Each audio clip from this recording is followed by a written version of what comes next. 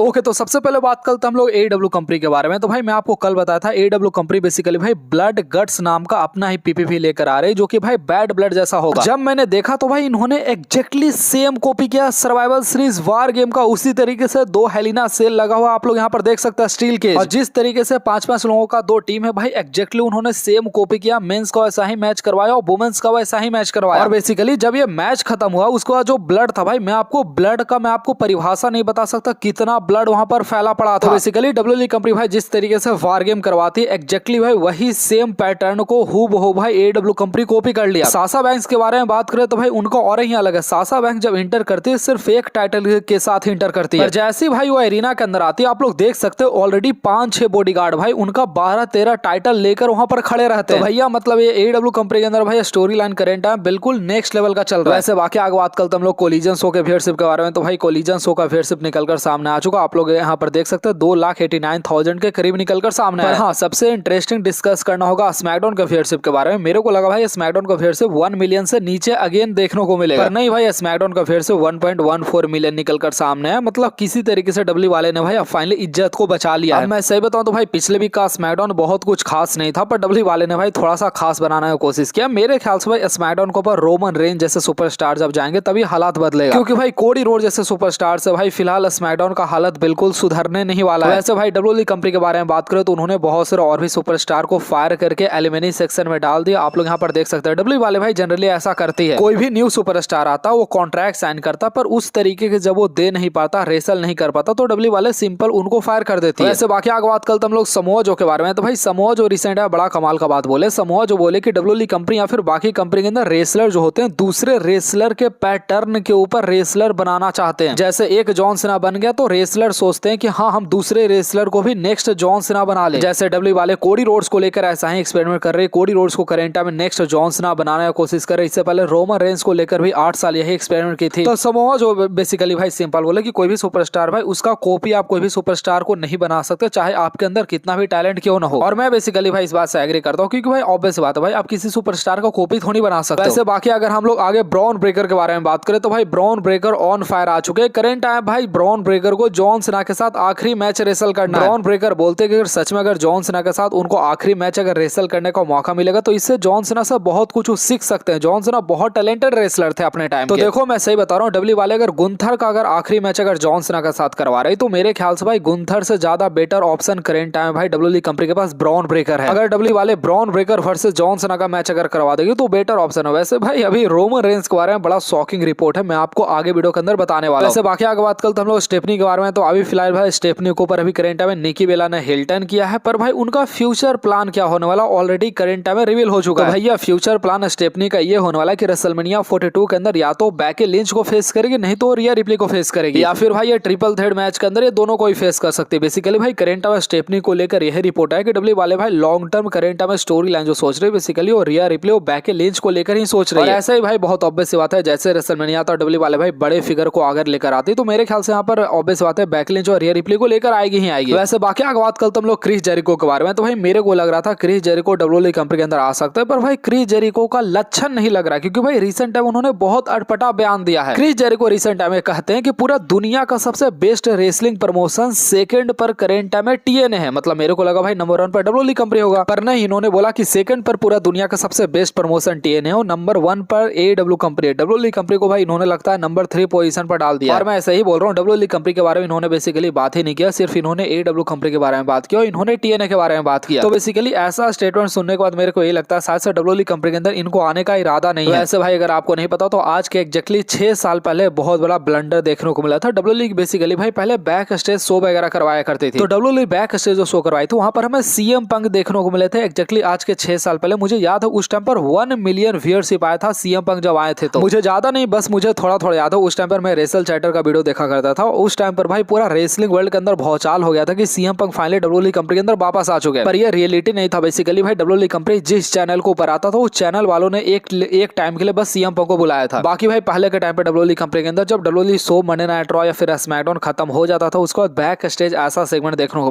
मिलता था, पर आज के टाइम पर ये चीज नहीं देखने को मिलता। बाकी पहले के टाइम पर भाई अगर स्मैकडाउन या फिर मंडे नाइट रॉ खत्म हो गया तो स्मैकडाउन मंडे नाइट रॉ खत्म होने के बाद डार्क मैचेस भी हुआ करते थे, 3-4 डार्क मैचेस वहां के नॉर्मल ऑडियंस के लिए हुआ करते थे। पर आज के टाइम पे डब्ल्यू वाले मैचेस करवाती है, पर वो बहुत रेयर करवाती है और बहुत कम करवाती है। ऐसा नहीं कि डब्ल्यू वाले आज के टाइम पर नहीं करवाती है। जैसे मैं आपको बताता हूँ नेक्स्ट जो स्मैकडाउन होने वाला, वहां पर डब्ल्यू वाले भाई बेसिकली जे उसो ब्रॉन ब्रेकर के बीच में डार्क मैचेस को पहले से ऑफिशियल कर दिया है। तो जे उसो ब्रॉन ब्रेकर के बीच में आपको डार्क मैचेस देखने को मिलेंगे। तो डब्ल्यू वाले बेसिकली भाई ऐसा मैच करवाती है, पर पहले बहुत ज्यादा करवाती थी, 2-3 मैचेस करवाती थी हर एक शो के अंदर, पर आज के टाइम पर नहीं करवाती है। बाकी आगे बात करते हम लोग हैंगमैन पेज के बारे में। तो भाई हैंगमैन पेज रिसेंट टाइम में हार्डीज बॉयज के बारे में बात किए कि हार्डीज बॉयज कितने अच्छे हैं। वो लिटरली जब बच्चे थे तब उन्होंने हार्डीज बॉयज को मैच रिसल करते हुए देखा था, और इसलिए आज भी हार्डीज बॉयज उनके लिए हीरो हैं और आज भी वो उनको बहुत ज्यादा रिस्पेक्ट करता है, ऐसा बेसिकली हैंगमैन पेज ने बोला। आगे बात करते हम लोग डॉम के बारे में। तो बेसिकली भाई एडी गुerrero के कोई भाई वगैरह है, क्योंकि इनके नाम के नीचे भी गुerrero लगा हुआ है। उन्होंने सिंपल भाई डॉम के बारे में बोला कि डॉम बचपन से ही एडी गुerrero जैसा कैरेक्टर बनना चाहता था डब्ल्यूडब्ल्यूई कंपनी के अंदर, जबकि उनका बाप खुद रे मिस्टेरियो बहुत बड़ा लेजेंड था, और उसके बावजूद भी डॉम हमेशा एडी गुerrero से अट्रैक्ट होता था। और आज के टाइम पर हम लोग देख सकते हैं भाई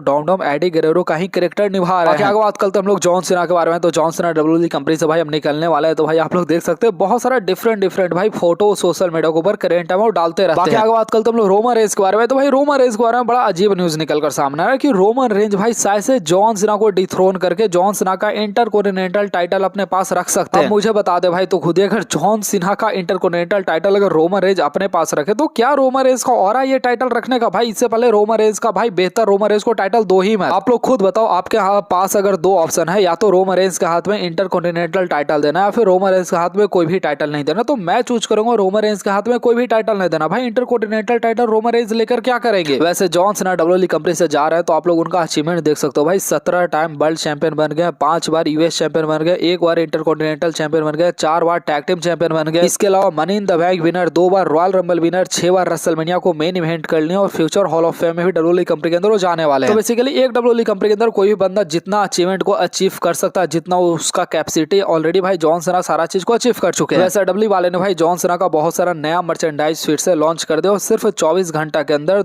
2600 पीस नया मर्चेंडाइज का बिक चुका है। साथ ही साथ भाई जॉन सीना पिछले हफ्ता 2 दिन पहले जो ग्रैंड स्लैम चैंपियन बने भाई डब्ल्यूडब्ल्यूई वाले ने उनका भी मर्चेंडाइज लॉन्च कर दिया। तो डब्ल्यूडब्ल्यूई कंपनी को बेसिकली भाई पैसा छापना है, बस मौका मिलना चाहिए उनको, पैसा ही छापना है। वैसे बाकी आगे बात करते हैं हम लोग जे उसो के बारे में। तो भाई जे उसो के बारे में बुकर टी ने रिसेंट टाइम बोला कि बेसिकली जे उसो को थोड़ा सा अपने ऊपर काम करना होगा, उसके बाद जे उसो एक बार फिर से हैवीवेट टाइटल को डिजर्व करते हैं। तो देखो एग्जैक्टली मेरे को ये लगता है भाई जे उसो एक बार तो भाई हिल टर्न बस कर लेना, बस भाई उनका टाइटल रेन बड़ा कमाल का हो जाएगा। मेरे को बस ये चाहिए वो हिल टर्न बस एक बार कर ले। वैसे बुकर टी ने भाई जेट कारगिल के बारे में बोला था कि basically back stage WWE company के बहुत सारे ऐसे लोग हैं जो कि भाई बेसिकली जेट कारगिल को नहीं पसंद करते हैं। कभी भी वो जेट कारगिल को basically women's title women's champions को विन करता नहीं देखना चाहते थे। तो बता नहीं भाई क्या लफड़ा, मैं उतना भाई इसके डिटेल में नहीं गया, मैं बस आपको बता दे रहा हूँ। बाकी आगे बात करते हम लोग ट्रिश स्ट्रैटस के बारे में। तो आपको पता है भाई ट्रिश स्ट्रैटस अपने जमाना की कितनी बड़ी हसीना था, तो बहुत सारा एडल्ट मैगजीन पर भी Trish Stratus as a poster boy काम की थी। तो आज जब उसके बारे में जब पूछा जाता है ट्रिश स्ट्रैटस से, तो ट्रिश स्ट्रैटस बोलती मुझे उस बात को लेकर कोई भी अफसोस नहीं हो, मेरा डिसीजन था और आज भी उस बात को लेकर मैं हैप्पी हूँ, मैंने उस टाइम पर जो किया था वो किया। वैसे भाई जेवियर वुड के बारे में बात करें तो करंट टाइम में जेवियर वुड भाई बिल्कुल अनहैप्पी हैं जॉन सीना से, क्योंकि भाई जॉन सीना के हाथ में इंटरकॉन्टिनेंटल टाइटल आ गया इस बात को लेकर। तो पता नहीं भाई डब्ल्यू वाले अगर जेवियर वुड को फायर कर दे तो मैं तो भाई पर्सनली काफी ज्यादा हैप्पी हूँ। वैसे जॉन सीना एग्जैक्टली आज के 1 महीना बाद फाइनली रिटायर हो जाएंगे, तो सिर्फ 1 महीना डब्ल्यूडब्ल्यूई कंपनी के अंदर करंट टाइम बचा हुआ है। वैसे रोमन रेंज के बारे में बात करें तो रोमन रेंज भाई जिस फिल्म के अंदर काम कर रहे हैं सीएम पंक के साथ, उस फिल्म के अंदर रॉक का भी वॉइस आने वाला। तो आप लोग समझ सकते हो बेसिकली भाई यहाँ पर रोमन रेंज भाई अब धीरे धीरे हॉलीवुड की तरफ जा रहे हैं, और रोमन रेंज भाई काम भी कर रहे हैं रॉक जैसे सुपरस्टार के साथ। इससे पहले भी भाई रॉक के फिल्म के अंदर रोमन रेंज अपीयर होते, तो रोमन रेंज का भाई हॉलीवुड करियर बिल्कुल सेट रहने वाला है। डब्ल्यूडब्ल्यूई कंपनी से जाएं तो ज्यादा बेटर होगा। बाकी भाई आज का वीडियो नहीं रखते हैं भाई, मिलते हैं आपसे नेक्स्ट वीडियो के अंदर। वीडियो को लाइक करके सारे लोग चैनल को सब्सक्राइब करना मत भूलिएगा।